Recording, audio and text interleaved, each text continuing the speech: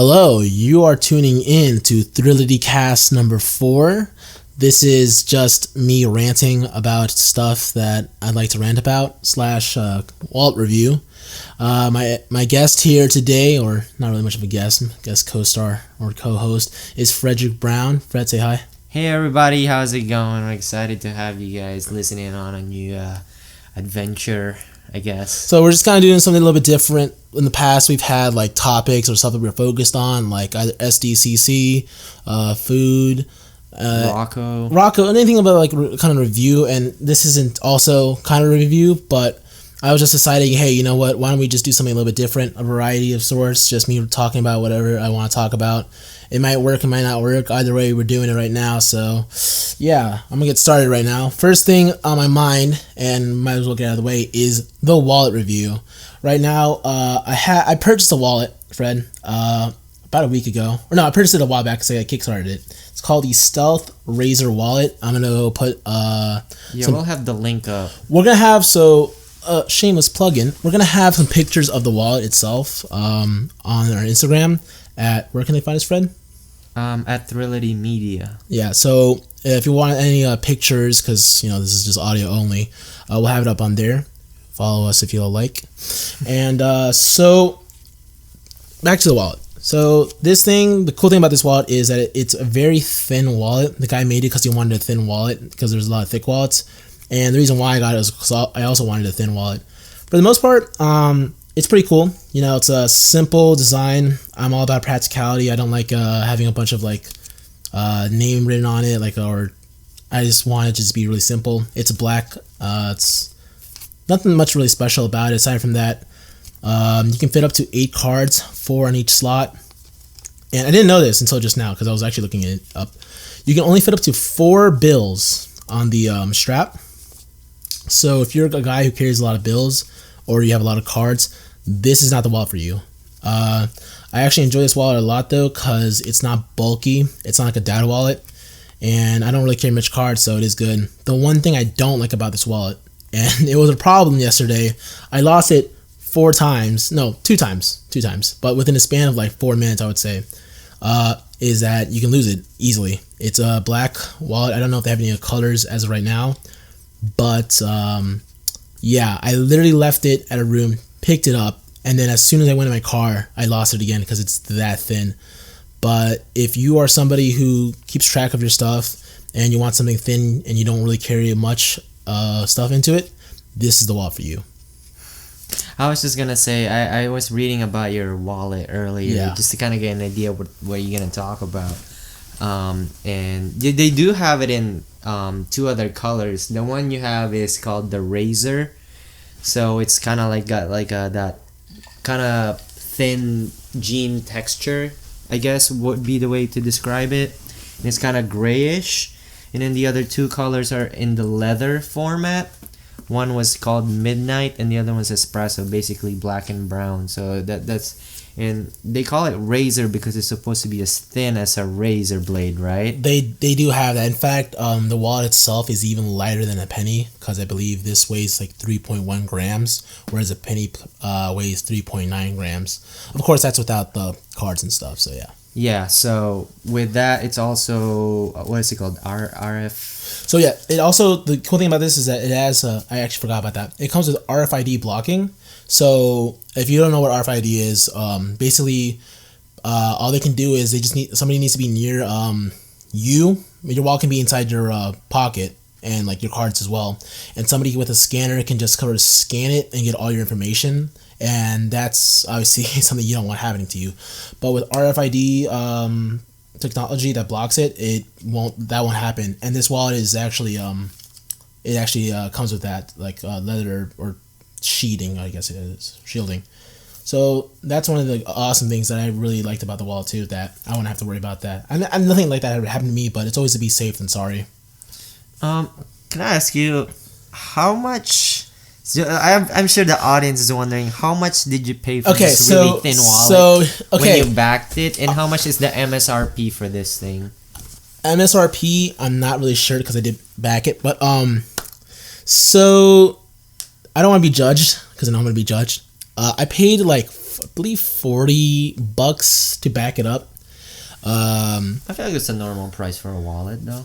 Yeah, but like, you know, people are gonna be like, oh, well, why would you pay that much for something that's like almost so small? But that's the thing, that's what you're paying for. It's not like it's a cheap wallet.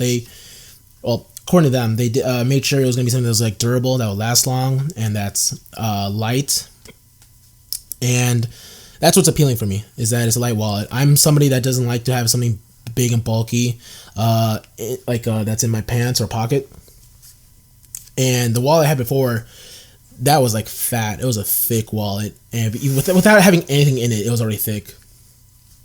And so when this Kickstarter showed up on my feed, I was interested in it, and I was like, okay, I'm interested in the product. I Kickstarted it, and for the most part, been happy. Just yesterday, when I lost it twice within the span of 4 minutes, it was probably my only complaint about it. But what's cool about it also is that I didn't know about this. The way one of the pockets is designed is that you can actually sort of slide it out to where the chip is right there. You can fold this back and you can just kind of... So you don't have to take your card out of your wallet. Not entirely, no. And so, like, as you can see, there's you like slide it out a little bit. There's a sliver here, so you can slide it out entirely if you need to. For your chip. And this is obviously where you put your ID. Of course, once again, the photos of this will be available on the site. And of course, here's the band, which I believe it says like a ballistic bungee cord it's made out of. Of course, though, it can only hold up to 4 bills. So, like, if I had like a bunch of just like 4 $1 bills, that's as much as it can hold apparently, which I think is another kind of gripe I have. But I don't really carry cash, so it's actually not that bad of a deal. So yeah, that's the Stealth wallet. Yeah, so that was pretty interesting. Final thoughts on the wallet, like because we're reviewing this. So, would you recommend it? How do you feel about your purchase? If you're somebody who loses stuff like I do, and you can't keep track of your phone or your wallet in this case, this isn't the wallet for you. If you're somebody that carries a bunch of cash, carries a lot of cards, not the wallet for you either. But if you're somebody that's really minimalistic, you just carry up to 8 cards, you don't even carry cash, and you can hold on to your wallet at all times, you know where it is, then I would recommend the wallet for you. Again, we'll have the link in our Instagram. It'll be on the podcast link, Instagram, wherever we post our social media. Whenever we post this episode, there's gonna be a link to the Kickstarter, or you can just order one for yourself. Yeah. Again, like that's just my review. Yeah. On the wallet. With that out of the way, well, first off, Fred, do you have anything else you want to say? Just that the Kickstarter was successful. Yeah. What are your thoughts on the wallet? My wallet. Personally, Fred? I'm not really a big fan of it. Just, I don't know. To me, it just looks. I can tell that it's very durable, but it just looks so minimalistic and sort of cheap. Yeah. Because of its like simplicity. Yeah. But I can tell that it's strong. It just doesn't look like it from afar. It's because it's so thin. Yeah, probably. And it's so small. I will say, when I first got it, it was like flat, and it did feel cheap. It's not cheap though. It just felt like some of the material that some of those like a raincoat made. Yeah, like a polyester raincoat. But it's not that, and the guy himself said that it was supposed to last long because he had trouble with thin wallets that weren't lasting long either, and so that's what he wanted. So if you wanna see it, follow us on social. Hit that like, subscribe on our YouTubes, because this will probably go up on YouTube as well, but not. It's just an audio form. But yeah, follow us on socials to see this whenever we post it up. Yeah, so you can, good plug-in, Freddie. Good. I couldn't have thought of one better. Now, Enzo said he's gonna get intimate with the microphone. I'm going to get intimate with the microphone with this podcast. I realized when I was listening to it the other day that I didn't sound like myself. I sounded like a robot. I was like, yeah, okay, It's not how I am. I'm more of an energetic kind of guy. Not like fully energetic, but I wanted to be the authentic Enzo. A little bit more authentic, a little bit of Enzo spice in there. And that's what this podcast is, just a variety of just me ranting about something. I have no idea what I'm going to rant about, but let's think about something real quick. something that's on my mind. Something we were talking about in the car was about how Shazam and Into the Spiderverse didn't do so well about the Marvel. I watched those movies, like Shazam and Into the Spiderverse, which were different, and at least I would think they were. And I think people don't know what they want. They don't know. They say they want something different, but they don't. And there's like a lot of like you can look at the graphs. Honestly, it's okay to support like Marvel movies, like you said, and still go watch these movies. But if you're complaining about no originality, sequels and reboots, then like, and you're not watching, you're not taking a risk or chance with newer original films, then like don't complain. That's exactly what I'm saying. Because two of the best movies that come out recently that in the superhero genre alone was Shazam and Into the Spider-Verse. I would say Into the Spider-Verse is probably one of the best superhero movies. Yeah, and those two movies didn't even hit $500 million internationally. And that's a shame because those two movies were some of the best superhero origin films we've seen in years. It really says something because here's the thing: you can Shazam honestly is not much of a big property to non-comic book fans, and it is a DC film, so I can understand why some people are a little bit hesitant to watch Shazam. But Spider-Man is a big name, so big that Sony and Marvel were torn on it. It basically ripped Spider-Man from the MCU. That's how big it was, and the fact that Into the Spider-Verse, a movie that has Chris Pine. It has Chris Pine. A lot of Chris's in there. Yeah. But like Fuller and Chris Miller, both.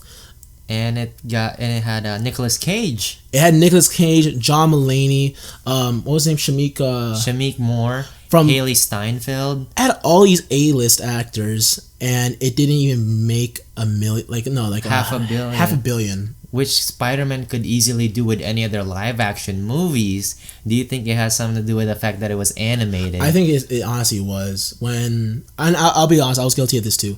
Animated movie just seems to me like kid movie. That's what it gives me the feel. Of course, though, now I know better. As you said it, you said it. Adult animated films and shows have been around since what, the 80s? I would say even longer. Beavis and Butthead, South Park. I mean, if you look at the old cartoons, they were originally meant for adults, right? Yeah, and like even the older cartoons, like honestly, were propaganda. Yeah. So like those, I think, were more towards like adults. For adults. So to say that like animated films nowadays are just for kids is not the case. That's never been the case. I mean, I think this movie is. A kid will love it. Yeah. But I think honestly, same thing for Shazam. Yeah, but the thing is like I think though that for a kid to only get enjoyment from these movies, especially Spider-Man, Into the Spider-Verse, I think that's just wrong way to go about it. Yeah. And it is because it was different. It was an animated movie. Yeah. No, I And it couldn't have worked live action. I've been thinking about that. There's no way that a movie like this would have worked if it was live action. it was in a perfect medium. It's like you said this one time that animation is not a genre. It's not a genre. It's a form of storytelling, and it's a medium. Yeah, I couldn't have said it better. And I think that's honestly a shame that this movie didn't do so well. I will forever hold it to my heart, and I will die on this hill. I will literally shove it in anyone's face that said they haven't seen it, and I will make a cult out of this, because this movie deserves to have made more money, especially in an age where people are like complaining about the Marvel formula. I think that's something that shame on you. Yeah, and Sunflower by Post Malone and Sway Lee is the song for that movie. It's still a good song. I mean, it was like top charts. It was like on Spotify at the very least. Yeah, and it's still on the top charts. Yeah, so the fact that a song for the Into the Spider-Verse movie is doing so well, but not the actual movies. Yeah, much better than the actual movie. That's sad. It is. It is sad. Post Malone, like who would have thought like that such a big name would have pushed that movie, that song would have helped it. Not only that, I just thought about this, is that the movie obviously had Peter Parker, but this movie had a minority in it. It had Miles Morales, who is a half black, half Puerto Rican kid living in Queens, which I believe is more relatable now than it was back then. Yeah, we're good. Oh, sorry, I saw something. It looks because we're wrong. But yeah, it's sort of more relatable now. And in an age where people are like wanting more representation, the fact that this movie did not do so wasn't as successful is it just saddens my heart. But you know what? I think that's enough about Into the Spiderverse. Fred, you got any final thoughts to wrap up about on the Into Spiderverse? And the Shazam conspiracy. Well, I think those two movies deserve better because, like we both said, they were both really good movies, and they were original. They had a lot of heart. Those movies had a lot of heart, compelling leads, and very touching storylines. You know, where it was literally about family. Yeah. Right. Both movies, especially Shazam. Yeah, it had an especially emphasis. Shazam. You know, there was an emphasis in family, even if you weren't by blood, and that's kind of the theme of that movie. I really like and that. So Shazam was good, original. It was focused on, like I said, it was very heart driven, and it was about both kids just wanting to kind of fit in, basically. And that's another thing also about Into Shazam is that I thought Into the Shazamiverse. No, about Shazam that I thought was going to do well is that it's a kid who wants to be a superhero. Not many people who are outside of comic fans know this, that back in the day, Shazam was actually kicking Superman's butt. In fact, it was so much to where I think Superman's sales were 1/3 of what Shazam was actually doing. And it was so bad that I believe DC Comics, or whatever they were called at the time, basically issued Detective Comics, right? That's what the DC originally stand for. They basically sent a cease and desist to Fawcett Comics, the publisher of the Shazam comics, or originally Captain Marvel. That's what he originally was known as. They sent a cease and desist so that because that's really what Shazam was, a Superman clone, and so eventually they had to stop publishing those comics, and then DC eventually purchased the character, but didn't take care of it. It was a whole other story. Like that's for another time. Whenever. Yeah. I'm gonna do a rant. So, what's your next rant about? So clearly, we love Shazam, Spider-Man. Talked about a crazy wallet. My stealth wallet. Yeah, and about people complaining about not wanting original movies and then not actually going out to see original movies. Like, let's talk about you and this car that you're thinking about getting. Yeah, okay. Well, I was thinking about getting either a Mini Cooper, BMW branded. Or the Nissan Juke. No, see the Nissan Juke I'm okay with, but I don't know about BMW. I think you're gonna be paying a lot of money for something that's not gonna be running so well. You're gonna have a lot of problem. I don't know that yet. I see. I just like the look of the car. It looks nice and comfortable. It's okay for you to like the look of a car, so long as it's one that I approve of. If it's one that it has my seal of approval, then that's that. Then of course you've made the right choice. And if you didn't, I'm going to lead you into making the right choice.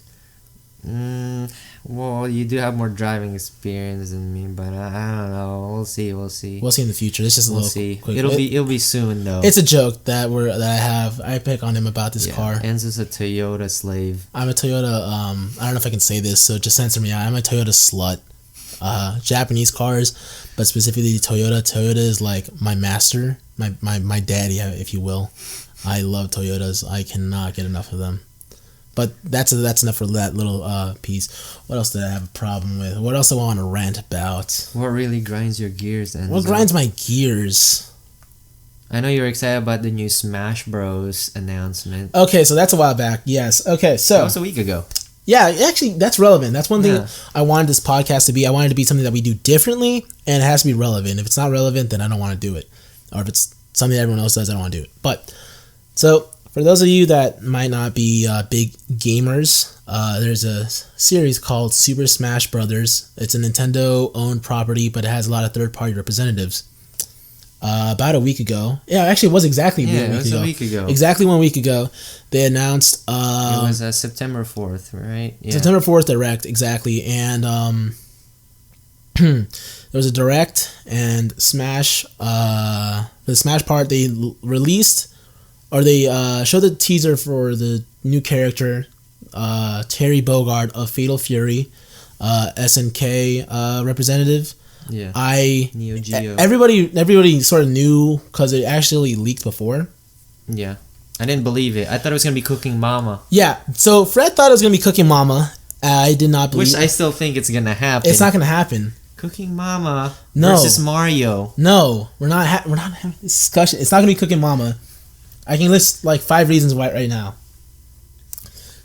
There's no moveset for her. She has knives. No. Bowl. All she does is crack an egg. So did Yoshi. But Yoshi's a dinosaur. His name is literally Yoshisaurus Munch-a-lot-of-Koopas. That's a terrible name. It's a lot. It's a cute name. I like it. Oh, well, he's also a tax evader, but that's a whole That's other another story. thing. Point is though, Smash Brothers is getting not only Terry Bogard Banjo released that same day. Also, we're getting even more characters, more DLC characters. I can't wait for that. Honestly, I actually cried when that actually was announced. Yeah, Fred, you were freaking out. I didn't think you would actually freak out, but I predicted that would happen. That there would be more characters. I didn't believe you. I was expecting more of for that Nintendo Direct that they were gonna show the final evolutions of the new Pokemon game, Sword and Shield, for the starters. I'm still waiting for that, but no, that Direct was insane. I think that's probably one of the best directs they've had this year, honestly. That's what that was pretty exciting. Yeah, a lot of games. Xenoblade. Our wallets are dead. Yeah, our thin wallets are getting thinner. These thin wallets are not longer going to be able to sustain. Maybe all these bills and all these wallets are not going to be able to hold all these cash because it's going to go away. Yeah. We'll put them into investments into our brains. What else do I want to talk about? What else has been going on? There's a brand new Filipino mart opening up here in Charlotte, which we'll have a review of next week, probably, when we review a sushi place, probably, most likely. We were supposed to review it tonight. That's what okay, so originally here's what was going to happen. So Fred was like saying, hey, we're going to review the sushi place that we went to. Review that a week ago. We're supposed to, okay, well, there wasn't a podcast last week. We were going to review it, and I was like, listen, man, I don't have that thing fresh in my mind. It's not just an excuse to go out there again.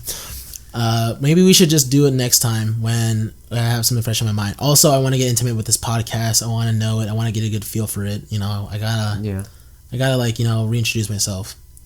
And Fred was like, fine, you're gonna be the host. Yeah, it's your show. You gotta lead the way, so I'm gonna trust you to lead the way. But even though this is me being a little bit more myself, it's not really, because y'all don't know this. We're literally in Fred's bedroom right now recording. Yeah, no, we couldn't record in a regular spot because it was pretty loud today. People were playing Smash Bros in the house. Yeah, I'm gonna be playing some Smash Brothers after this. I can tell you that. Yeah. But no, so I'm gonna try my best to be a little bit more myself, a little bit, talk about stuff that's more relevant.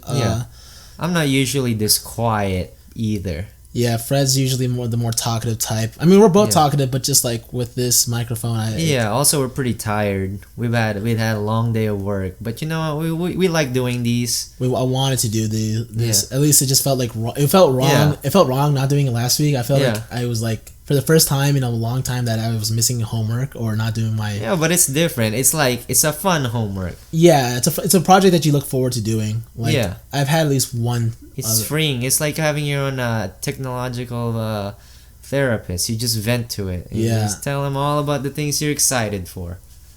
What we're thrilled about. We're gonna change the name. We're gonna change the name. That was a concern we had. If you guys have any ideas, like throw it at our faces, you know. Poop Scoop Magoop. Yeah, that's what the name of this place. Scrap McCrap. We probably shouldn't say with crap. That just puts morale down. Oh well, we're thinking of new names. Trying to keep it Charlotte, relevant or something along the lines of that. Did we ever say? I know you said it for the first episode that what you're planning on, but did we ever? We probably shouldn't say any projects. We have some projects coming right up that we've been thinking about. You do. We're not gonna say it because we don't want people to steal our ideas. Yeah, and also we're not quite there yet, so we don't want to jump the gun. Yeah, and then by the time we get there, people have already done what we wanted to do. Yeah, but expect a really cool video project in the next couple months. Yeah, it's gonna be a mini series. A series about Charlotte, the city that we live in, a city we love. That's growing. That maybe is not on the map, but will be eventually. Yeah, that's kind of one of our goals, is to put Charlotte on the map. I know there's already a lot of other, publications in the city that kind of do it, but I feel like they're not really doing it. They're most. It's just like it keeps it sustainable, but it's not helping it grow. At least I feel like. Yeah, it's not giving them a more personal look. The thing about Charlotte is I feel is that we don't have a culture, or at least I don't really know it as well. So in a way, it's sort of me, somebody who's like lived in this area for a pretty long time, discovering Charlotte. Yeah, Charlotte's still changing. I think that's what it is. Because like New York, Chicago, San Francisco, LA, all these places, yeah, they have a culture. They have a type. You can define them by if you were to ask somebody, what's New York like? They can easily define it. Or what's Chicago like? The moment you think of these places, you kind of know how the people are. Yeah, they're iconic. There's a stereotype of them. What's Charlotte's stereotype? I don't know. Sorry about that. That was my phone. People probably just assume since we're in the South that we're racist. Not even that. It's like boring. They'll think it's boring. They'll think there's nothing to do out there. They think it's just fields of churches and grass. We're not the Midwest. We're not.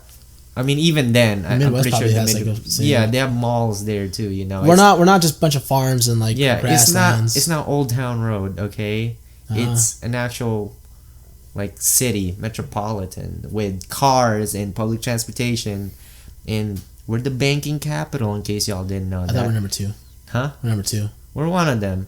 We were number 2 for a very long time. New York's obviously number 1. Nothing's gonna top New York. Let's be honest here. Yeah. San Francisco took it for a brief moment, but then Charlotte came back. Yeah, we got Bank of America and one of Wells Fargo's headquarters, and from what I heard, Chase Bank is moving a headquarters down here as well. I forgot about Chase Bank. Yeah, so they got some big banks coming down here. Ally Financial's in town, so it's Synchrony.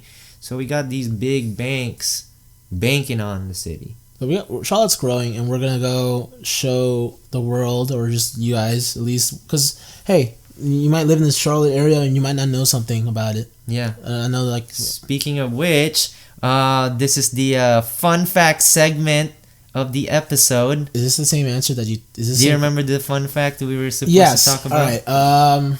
Let me say it. I believe it's like you asked me, why is it called Uptown and not Downtown, right? Yeah. Why is Uptown Charlotte called Uptown Charlotte and not Downtown? Do you know why? Do you remember why? I do remember, but I don't know. Would it be cheating, or should I just go ahead and say it? I think we should tell the fans, honestly. Why don't you? You actually looked it up. And so I think basically, the main reason why it's called Uptown is because that part of the city is actually at a higher elevation than the rest of the city. And that's why it's called Uptown and not Downtown. So that's our fun fact of the week. Alrighty. So we're probably getting close to winding down. Do we have any shout outs? I don't think we do. Unless not this week. Nobody, if you want to shout out, you can start commenting this secret word at the end of every episode. Poop, scoop, magoop. Is that going to be the code for this week? Poop, scoop, magoop. I feel like we should throw in an emoji in there as well. Let's do the kissing emoji. Kissing emoji? Yeah. Doesn't matter? Just the kissing emoji with the hearts on the eyes. That's okay. Is that on the Android phones as well? I think it is. I feel like an old person asking that. Because I have an iPhone, so I don't know. But yeah. Poop, scoop, magoop. Magoop, yep. With the kissy face emoji. That's going to be the code word. Comment that on this podcast, on YouTube, or any of our socials. Just like DM us or something. Just grab our attention. Honestly, the thing I want this podcast to be is I want it to grow. I mean, sure, making money would be nice and all, but I would like to grow an audience. That's I think the main thing. Money can come kind of later. Honestly, I mean. Yeah. So that's it though for this week. It wasn't much of a rant as I thought it was gonna be. Maybe just because of we're hitting time too. Yeah, the area that we are right now, it's different than where we're used to, so it kind of threw me off a little bit. But that's all for this week on the Thrility Cast. We'll come up with a new name for the podcast, considering we're gonna be changing names soon. Yeah, branding. Yeah.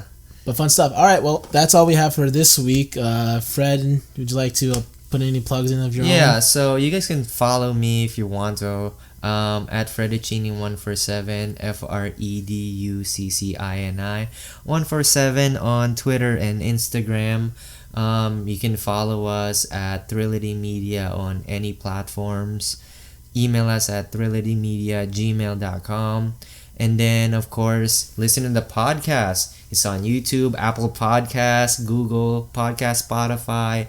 It's on Anchor.fm, and of course, it's on Pocket Cast and Radio Public right now. It's a lot, but damn, Freddie, you really do know. Yeah, I know. I remember everything because I've been looking at a website every day. I'm gonna be making a Twitter soon, a public one, so that way I can be more in the Twitter sphere because I too feel old and like I don't know much of this news. But Enzo has a Reddit account if you want to follow him. Actually, let's not put my Reddit account. I don't want my history being on there, man. All right, well that's all we have for this week. Thanks again. So thank you. Look forward to our sushi review and Filipino Mart review. Yep. All righty then. Signing off. Bye bye. We'll have a sign off next time.